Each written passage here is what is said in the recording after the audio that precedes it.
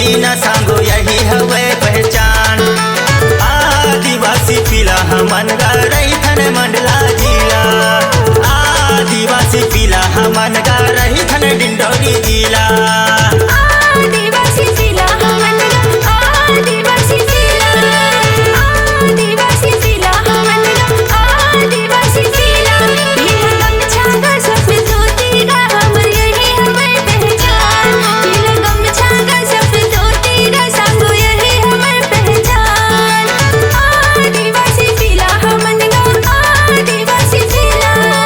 आदिवासी पीला हमन गा आदिवासी पीला।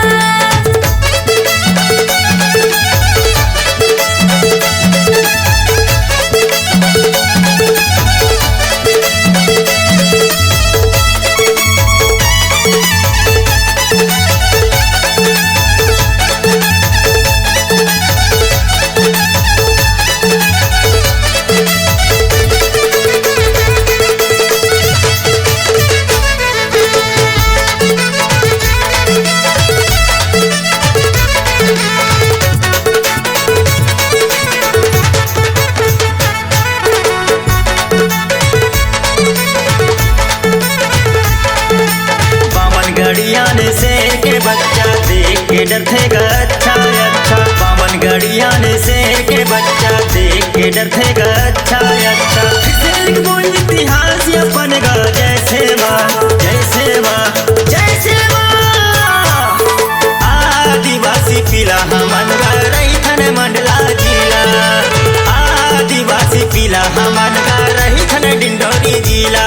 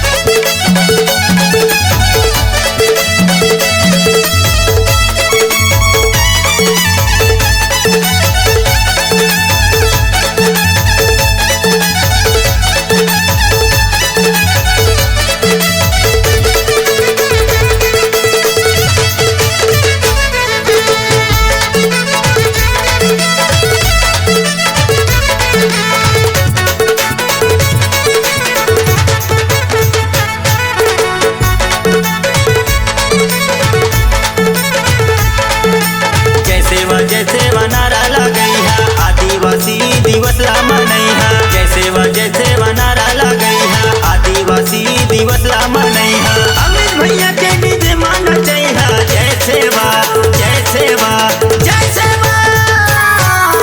आदिवासी पीला हमन गा रही थन डिंडोरी जिला। आदिवासी पीला हमन गा रही थन मंडला जिला।